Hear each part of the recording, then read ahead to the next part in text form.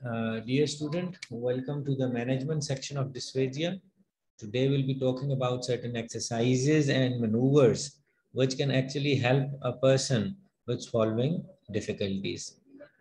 We talked about different ages in this regard. We talked about children, the issues with children, premature births. We talked about physical disabilities. We talked about other developmental conditions in which solving issues are noted and are engaged.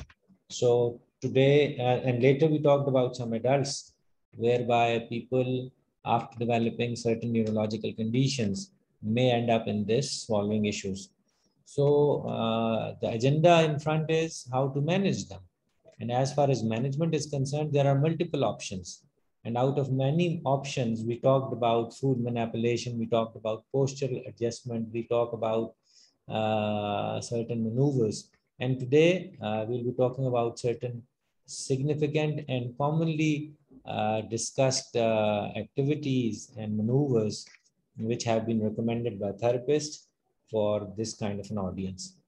तो जो important element है इसके अंदर वो आपको ये देखने का है कि सॉल्विंग इश्यूज हो क्यों रहे थे. सो अगर आपको थोड़ा सा इस पे फोकस करें तो वी रियलाइज्ड कि either the back part of the tongue was not raised, the tongue was incapable to push the food behind, number one. Number two, we talked about कि larynx जो था वो elevate नहीं होता था.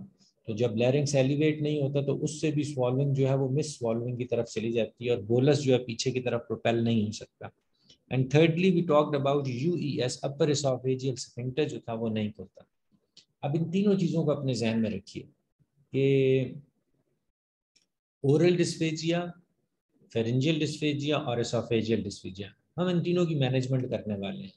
फॉर एग्जांपल जब oral dysphagia की बात थी बेटे तो हमने वी टॉक्ड अबाउट के इंसान के if the teeth are not there, if the person cannot grind, if the person cannot make bolus, if the saliva is insufficient और उसकी lubrication properly नहीं होती, dryness of mouth होती है, उससे भी swallowing issue हो सकते हैं. उसके अलावा वी टॉक्ड अबाउट अभी जैसे बच्चों के केसेस में हमने अवर्जन का जिक्र किया. Children do not even oral preparatory stage उनकी जो है वो अच्छी नहीं होती है, हमें उनके ओरल प्रेपरेटरी पर काम करना होता है. लेकिन रिमेंबर वी टॉक्ड अबाउट एक ऑटोमेटिक स्टेज भी है डिस्फेजिया में जो हमारे इख्तियार में नहीं थी. फॉर एग्जांपल जिसका नाम if you remember we said कि this is a pharyngeal stage. So pharyngeal stage के अंदर कुछ ऑटोमेटिक प्रोसीजर्स थे और वो ऑटोमेटिक प्रोसीजर्स ये थे कि एक रिफ्लेक्स डेवलप होता था, स्वॉलिंग रिफ्लेक्स डेवलप होता था, लैरिंक्स रेज हो जाता था, टंग राइज करती थी और उसके ऊपर से फूड जो था वो प्रोपेल होता था और प्रोपेल होने के साथ साथ वो नीचे की तरफ ट्रैवल करता था.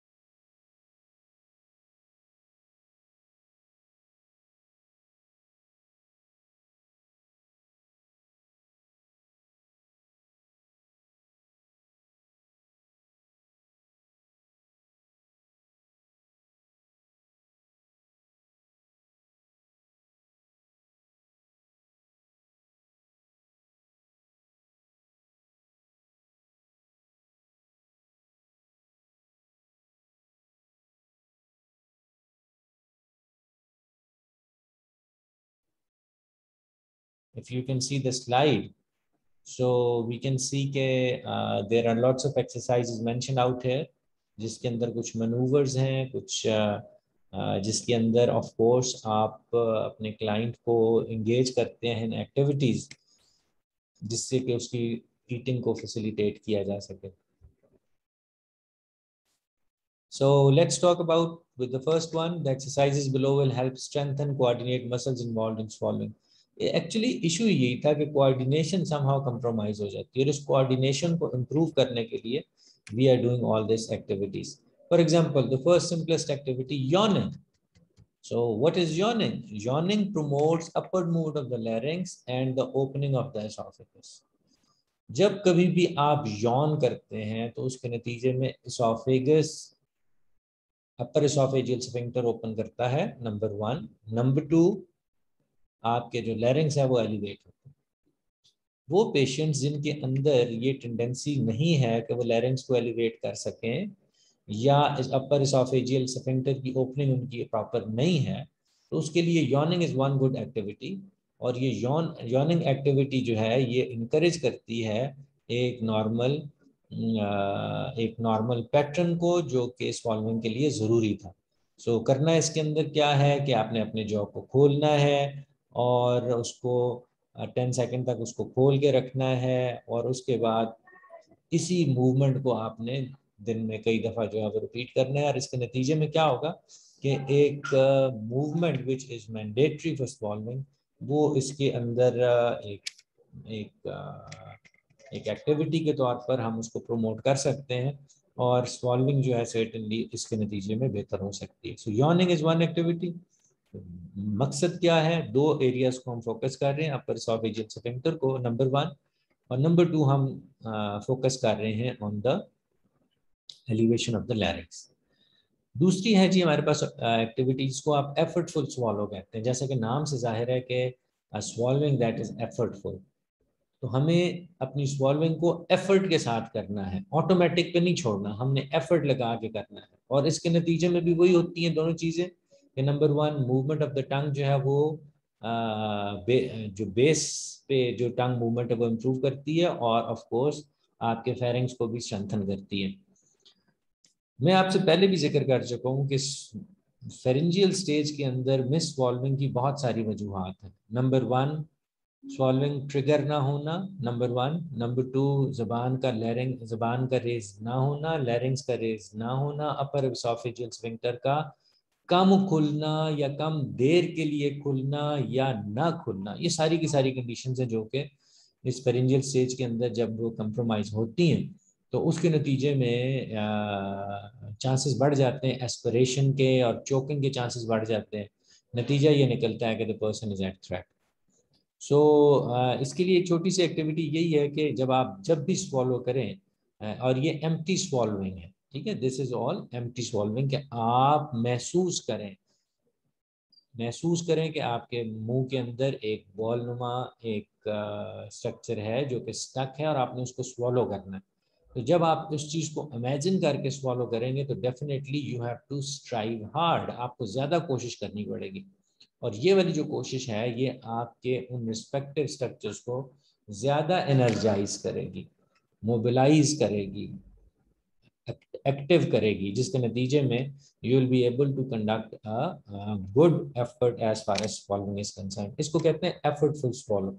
तो पहले हमने आपके साथ यॉर्निंग के बारे में बात की, now we are talking about the effortful swallow. Moving ahead बेटे, तीसरा हमारे पास एक एक्टिविटी है जिसको मेंडलसन मैनूवर कहते हैं।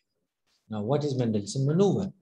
मेंडलसन मैनूवर ये है कि ये एपिग्लॉटिस की मूवमेंट को प्रोमोट करता है और एसोफेजियल ओपनिंग को एनकरेज करता है। मेंडलसन मैनूवर एक ऐसी एक्टिविटी है, एक ऐसा काम है, एक ऐसी एक्सरसाइज है जो कि आपके एपिग्लॉटिस की मूवमेंट्स को इम्प्रूव करेगा। एपिग्लॉटिस रिमेंबर क्या करता था, ये लिड की तरह काम करता था और लैरिंग्स को कवर कर लेता था ताकि कोई चीज जो है वो लैरिंग्स की तरफ ना जाए। सो मेंडलसन मैनूवर न सिर्फ ये कि एपिग्लॉटिस की मूवमेंट्स को इम्प्रूव करता है बल्कि उसके साथ साथ आपके लैरिंग्स को भी स्ट्रेंथन करता है, उसकी फंक्शनिंग को। और सबसे इंपॉर्टेंट चीज ये है कि एसोफेजियल मूवमेंट को, एसोफेजियल ओपनिंग को ये इनकरेज करता है। करना आपने क्या है, swallow and hold half way through swallow for 1 to 2 seconds, finish swallowing। swallowing start करें, यू स्टार्ट swallowing, और ये एम्प्टी swallowing है बेटे, आपने कोई लिक्विड वगैरह या कोई ऐसी चीज नहीं देनी, बल्कि ask the person to mimic swallow, swallowing करने की एक नकल करें, और जब वो थोड़ी सी swallow कर ले उसे कहेगी जी आप स्टॉप, और यहाँ पर 1-2 सेकंड के लिए ब्रेक करें और फिर उसको कंप्लीट swallowing करें। और इसको फिर रेपिटेशन आपने इसको करानी होती है दिन में खास तादाद के अंदर। सो मेंडलसन मैनूवर क्या है? मेंडलसन मैनूवर एक ऐसा मैनूवर है, एक ऐसी एक्टिविटी है जिसके अंदर आप क्लाइंट को एंगेज करते हो कि वो स्वॉल्विंग अटेम्प्ट करे, उसको हाफ में जाके अंदर रोक के 1 से 2 सेकंड उसको होल्ड करे and then he will proceed with the rest of the swallowing. तो इससे क्या होता है? इससे होता ये है कि उसका जो मोटर कंट्रोल है वो बेहतर होना शुरू हो जाता है। देखो ना कि अब ये जिस रीजन की बारे में हम बात कर रहे हैं वो reason out of our control था, बिल्कुल ही एक रिफ्लेक्सिव किस्म की सिचुएशन थी, लेकिन we are trying to gain our controls over them, और इसके लिए हम ये करना चाह रहे हैं। उसके बाद लिखा है जी कि हमारे पास एक और एक्टिविटी है जिसको रेजिस्टिव टंग एक्सरसाइजेस कहते हैं। कोई भी ऐसी एक्सरसाइज बेटे जो रेजिस्टिव कहलाती है वो बेसिकली स्ट्रेंथनिंग के लिए होती है। तो वी जस्ट रियलाइज्ड, अभी हम जैसे कि जिक्र कर रहे थे कि जबान के अंदर in the tongue actually muscles हैं, लॉन्गिट्यूडनल मसल्स हैं, ट्रांसवर्स मसल्स हैं, उनका अपना अपना रोल है, और अनफॉर्चुनेटली एट टाइम्स ये मसल्स वीक हो जाते हैं और अपना काम प्रॉपरली नहीं कर पाते। तो कोई भी रेजिस्टिव एक्सरसाइज, रेजिस्टिव से मुराद कि जैसे मैं जुबान को पुश कर रहा हूँ और आप मेरी जुबान को अंदर धकेल कर रहे हैं, दिस इज रेजिस्टेंस। आप जुबान को अंदर लेकर जाना चाहते हैं और मैंने आपकी जुबान पकड़ी हुई है, ये भी रेजिस्टिव एक्सरसाइज होगी। सो रेजिस्टिव एक्सरसाइजेस के नतीजे में आपकी टंग जो है उसके मसल्स इंप्रूव करते हैं और आपके अच्छे मोटर कंट्रोल की तरफ आ जाते हैं।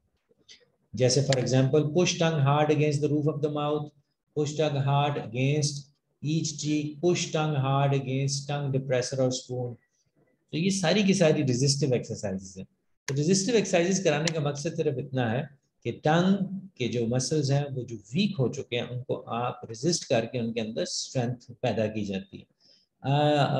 Just to make it clear to you, एक एग्जांपल के तौर पर जब हम बॉडी बिल्डिंग करते हैं तो बेसिकली हम क्या कर रहे होते हैं? वेट लिफ्टिंग कर रहे होते हैं। वेट लिफ्टिंग के दौरान क्या होता है कि एक वेट है उसको आप उठाना चाहते हैं, वेट नीचे जाना चाहता है और आप वेट को ऊपर उठाना चाहते हैं, तो आपके मसल को रेजिस्ट करना पड़ता है अगेंस्ट द ग्रेविटी। तो इसके नतीजे में आपके मसल्स डेवलप होना शुरू हो जाते हैं। बिल्कुल इसी तरीके से और बहुत सारी एक्सरसाइजेज हैं जो कि आप समझ सकते हैं, जैसे कि लाइक पुशिंग अ वॉल। आप वॉल को पुश करना चाहते हैं, आप वॉल को दूसरी तरफ, वॉल आपको इस तरफ पुश कर रही है और आप वॉल को दूसरी तरफ पुश कर रहे हैं, दिस इज रेजिस्टेंस। इसके नतीजे में एक रेजिस्टेंस पैदा होती है और आपके मसल्स को एक स्ट्रेंथ मिलती है जिसकी मदद से आपकी बॉडीली जो फंक्शंस हैं वो बेहतर हो सकते हैं। तो अभी हमने जिन रेजिस्टिव एक्सरसाइज का जिक्र किया उनका टंग के साथ ताल्लुक था। तो ये सारी की सारी for example pushing across, pushing against the palate, pushing the tongue against the cheeks, ये सारी की सारी ऐसे, या if somebody is holding your tongue and आप उसको पीछे की तरफ या आगे की तरफ पुश करते हैं, तो ये सारी की सारी ऐसी एक्टिविटीज हैं जो कि रेजिस्टेंस के तौर पर आपको सपोर्ट करती हैं। एक और एक्टिविटी है, इसका नाम है मसाको मैन्यूवर। अब मसाको मैन्यूवर क्या है कि इसके अंदर होता ये है कि आपने स्वॉलो करना है, और स्वॉलो भी इस तरीके से करना है कि आपकी ज़बान किसी जगह पर दांतों के दरमियान में आपने उसको होल्ड किया। फॉर एग्जांपल इसका तरीकाकार ये है कि आप अपनी ज़बान का जो टिप है उसको दांतों से, इंसाइजर से बाहर निकालें and then try to swallow. जब आप स्वॉलो करेंगे तो यू विल रियलाइज कि ये स्वॉलो मुश्किल होगी आपके लिए, क्योंकि ज़बान की टिप को आपने पकड़ा हुआ है। ज़बान की, जब हम स्वॉलो करते हैं तो हमारी ज़बान का बैक पार्ट रेज होता है, आगे से पीछे की तरफ जाता है और रेज होती है ज़बान का बैकवर्ड पार्ट।